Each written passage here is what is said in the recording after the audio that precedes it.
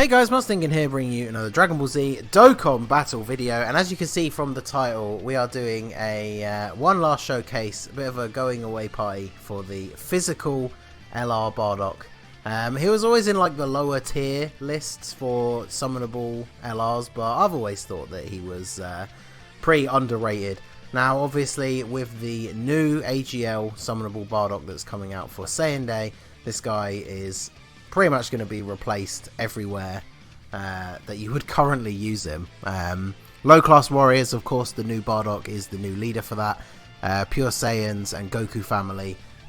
The new Bardock is just probably better than this guy, which is a shame. Team Bardock, the team that the new free-to-play LR is going to have the leader skill for, is actually a viable place to use him, because any of the Super Saiyan Bardocks are not on that category. But obviously that is a team that only has a 120% leader. It'll be fun to run, like for some videos on some different events and things like that, but it's obviously not a team that you're going to run on like the majority of events. So at least, you know, there's like 1 or 2 places left that will be able to use him, but other than that, he is not going to see much use anymore. So we are going to go ahead and take him for a final spin here and see what we can get out of him. Mine is 69%, so he has 1 dupe. Even at 55%, I was pretty impressed at the consistent attack stats that he can put out. I think one of the biggest issues that people had with him since he came out, obviously he's not a Super Saiyan, so he's kind of missing that key link that so many of the units have on the teams that you're going to want to run him on. And of course the other downside for him is he doesn't really have any attack links. So his only attack links are Saiyan Warrior Race, which is like 700 attack, and then Saiyan Pride, which is 15%. Saiyan Pride obviously very good, and then of course he does have Legendary Power, but he only has Shattering the Limit and not Fierce Battle. So he's definitely lacking in certain areas, like if you wanted to build a real top tier Pure Saiyan or Goku family team. But he'll still do okay, so we'll see what he can do here with only the Legendary Power. He might get Saiyan Warrior Race from somebody, but yeah, 2.32, it's not too bad. Obviously put him in the middle there so he could get the boost from Pan for Shattering the Limit.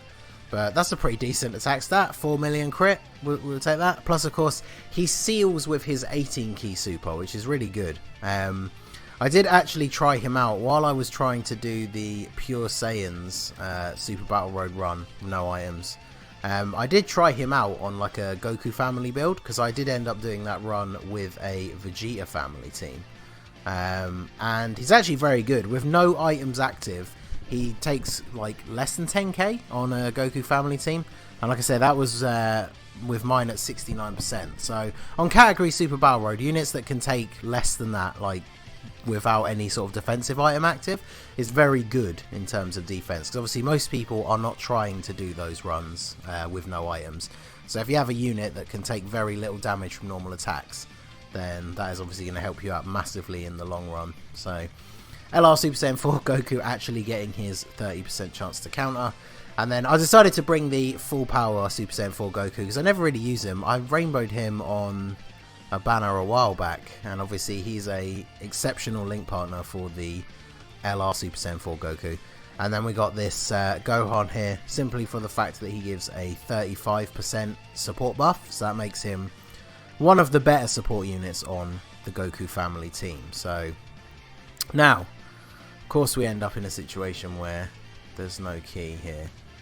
So I guess we'll go ahead and put this Bardock first, so he doesn't get smacked around too much. So this Bardock obviously is the best link partner. Not only do they share a bunch of good links, but this physical Bardock is also a support unit. So he's going to give him that little bit of extra support anyway. So we're going to see a pretty good attack stat here. Basically, the only way we're going to get better than this is with the Gohan in the final slot. And then, of course, we will try out using B-Pan's active skill as well to see what sort of numbers we can get out of him. Yeah, this guy not taking too bad of damage. I mean, this guy probably is going to be really good on the new Bardock team, because obviously, since the new Bardock starts out as base and then becomes a Super Saiyan Bardock, but does have Fierce Battle, he's going to share a majority of the link set with this physical Bardock. And then, of course, like I say, the physical Bardock is a support unit anyway.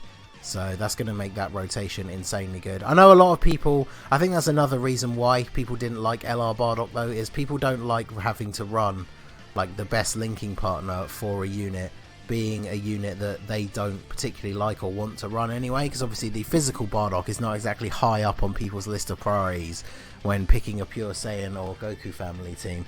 So, but I didn't mind. I've always liked him, obviously as a massive Bardock fan. Like, he was one of my first SSRs, he was the leader of my original team back when I started the game, back when all units key +2 was actually a really good leader skill.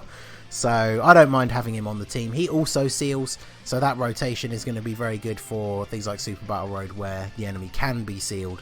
Just obviously the fact the physical Bardock is by no means a defensive juggernaut, so he's going to take a lot of damage. I mean, here, look, LRB Pan not getting her guard ability to activate. So, but now we have this Gohan on the rotation.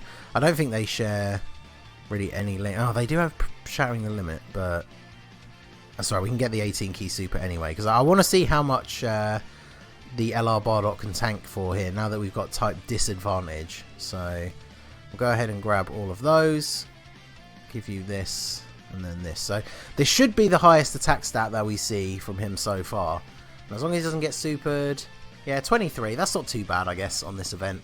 So 3.5, I mean that's really not bad considering, like I say, he has one dupe. Like, obviously he is a summonable LR, so people are expecting him to hit numbers that are like crazy high, but 3.5 mil with one dupe with just a single support unit on the rotation is pretty good. Although, yeah, I guess it is technically 2, because physical Bardock. It always kind of skews it a little bit, I guess, when you have your best linking partner for a unit is actually a support unit. But I think that's pretty decent. And now we just want to see him go off with the B-Pan on the rotation as well. Plus, we did avoid the Dokkan attack, so if we have B-Pan on the next rotation, which I think we do, then we're going to get the Dokkan attack with her passive active. Plus, we have type advantage over 16, so we're going to see a pretty good attack stat on the next turn, and we should take him out immediately. So he doesn't do a ton of damage to full power Goku. Yeah, see, full power Super Saiyan 4 Goku, definitely not a defensive unit. 75k there from a normal attack. So, right, let's see. Oh, additional super from Goku, okay. Gonna delay us a little bit. I want to see this big attack stat from Bardock, and we can see the difference between the B-Pan, because the thing is, like, B-Pan, obviously everyone talks about how great her support buff is, but it is for the one turn only. Like, I brought her for this showcase, but I would probably never bring her on my team normally, but she is of course going to give this massive one-time boost, which is calculated after normal support buffs and links and stuff, which is why it's so good, because it is literally just a flat boost added on top of everything else that unit has already had calculated in at the start of the turn. So let's go ahead and see what we can get from our boy here. Obviously we're going to take double digits because we've got type advantage, and then hopefully we can hit all of these. I have noticed though in the past that it doesn't seem to make a difference to your attack stat, but let's see. So 3.68, okay, cool. So yeah, about 180,000 higher thanks to the B-Pan passive, so pretty decent. Like I said, all things considered, he's only got one dupe. So if you have this guy Rainbow, like, I would imagine on a rotation like this, he's probably easily hitting 4.5, maybe close to 5 million attack stat. So there you go. I mean, not a bad showing, I would say. The physical Bardock, always been a unit that I've liked as a Bardock fan. I didn't pull him from his first banner. I think I ended up pulling his first copy during one of those celebrations where we got tickets, and then I can't remember where I pulled the dupe from. Obviously some LR banner further down the road.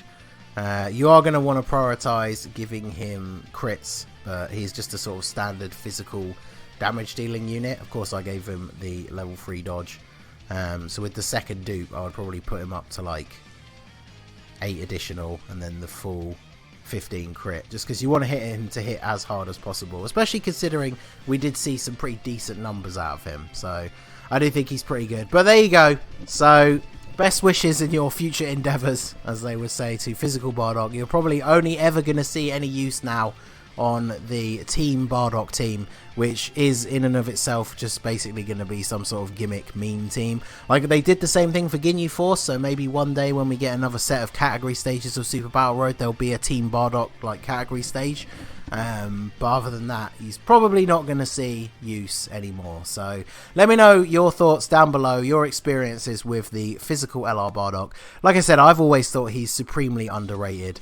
But unfortunately, the new Bardock just looks so awesome that as long as you actually pull him, you're probably never going to use this guy anymore. So let me know what you think down below. So that is going to be it for the video, guys. This has been the Master Ningen. Smash that like button, subscribe to the channel if you are new. You can follow me on Twitch or join my Discord. The link is in the description below. And I will see you all again soon. Have a good one.